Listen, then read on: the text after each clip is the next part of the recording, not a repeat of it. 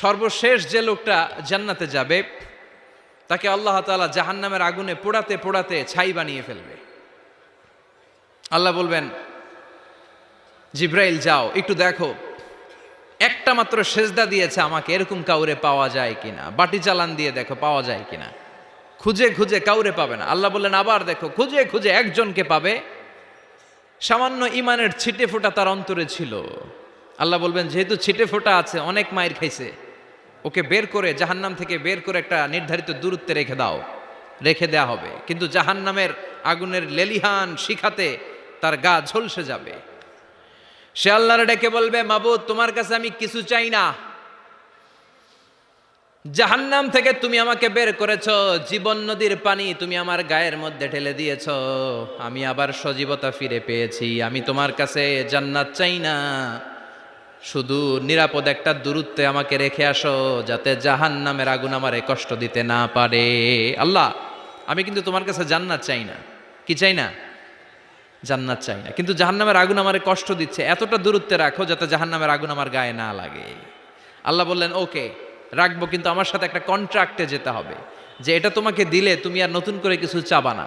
সে বলবে আমি রাজি, কন্ট্রাক্ট হয়ে যাবে। আল্লাহ জিব্রাইলরে বলবেন যাও এমন দূরত্বে রাখো যাতে জাহান্নামের আগুন ওরে কষ্ট না দেয়। রেখে আসা হবে, অনেক দিন সে ওখানে আনন্দে থাকবে, আল্লাহ শুকরিয়া করবে। সে মনে মনে বলবে বেঁচে গিয়েছি, আমি বেঁচে গিয়েছি, জীবনে আর কিছু চাই না, জাহান্নাম থেকে আমি বেঁচে গিয়েছি। অনেকদিন থাকার পরে মনে মনে ভাববে বাইসা তো গেছি, কিন্তু নতুন করে একটু ট্রাই করে দেখি, জাহান্নামের সৌন্দর্যের দৃশ্য একটু চোখ দিয়ে অবলোকন করা যায় কিনা। সে আল্লাহরে ডেকে বলবে, আল্লাহ ইনদি সুআল, আমার একটা ফরিয়াদ আছে। কি ফরিয়াদ? আল্লাহ আগেই বলে রাখি আমি কিন্তু জান্নাতে যেতে চাই না। আল্লাহ বলবেন কি চাও?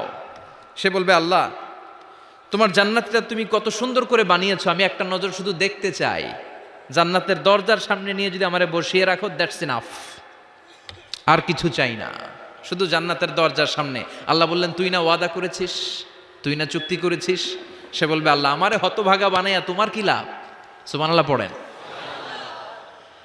আমারে তুমি হতভাগা বানিও না। আল্লাহ বলে ঠিক আছে, আবার সিগনেচার কর যে জান্নাতের দরজার সামনে বসিয়ে দিলে আর কিছু চাবি না। সে সিগনেচার করে বলে আমি চাবো না। আল্লাহ বললেন জিব্রাইল বেচারারে ধরে জান্নাতের গেটের সামনে বসায় দে। এবার জান্নাতের গেটের সামনে বসে বসে জান্নাতের সৌন্দর্য দেখা শুরু করবে। সুবহানাল্লাহ।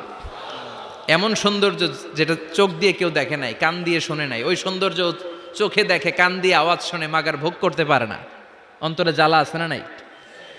এয়ার কন্ডিশনের রুমে ঢুকতে না পারলেও, এয়ার কন্ডিশনের রুমের দরজার বাইরে দাঁড়ালো, এয়ার কন্ডিশনের রুমের একটা ঠান্ডা বাতাস গায়ে লাগে না? কথা বলেন তো। ও যখন জান্নাতের দরজার সামনে দাঁড়াবে, ওর গায়েও এরকম জান্নাতের ঠান্ডা বাতাসের হিমেল ছোঁয়া গাটাকে শীতল করে দিবে। ওই শীতল হয়ে যাওয়ার পরে আর তো সহ্য হবে না, আবার আল্লাহরে ডাকবে। মনে মনে ভাববে আর একটু ট্রাই করি না, দোষ কি, আস্তে আস্তে অনেক দূর তো আগাইছি। সুবহানাল্লাহ কইবেন না? এবার আল্লাহরে বলবে আল্লাহ ইনদি সুআল, আল্লাহ তুমি যদি কোনো বিষয়ে নতুন করে ডিসিশন নাও, তোমারে জিজ্ঞেস করার মতো কি কেউ আছে? আল্লাহ বলে না, আমি তো সব রাজার বড় রাজা, মহারাজা, আমার উপরে তো কারো কথা চলে না। ওই হতভাগা লোকটা বলবে আল্লাহ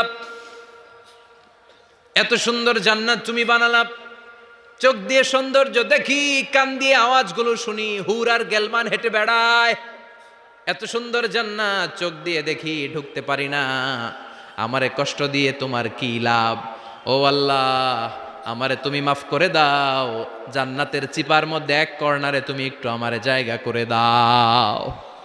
আল্লাহ বলবেন ওয়াই হাক ইয়াবনা আদম, তোর ধ্বংস হোক হে আদম জাত, মা আগদারাকা, তোর চেয়ে বড় গাদ্দার আমি আমার সৃষ্টিকুলে কাউরে দেখি নাই, কারণ তুই আমার সাথে চুক্তি করিস আর চুক্তি ভঙ্গ করিস।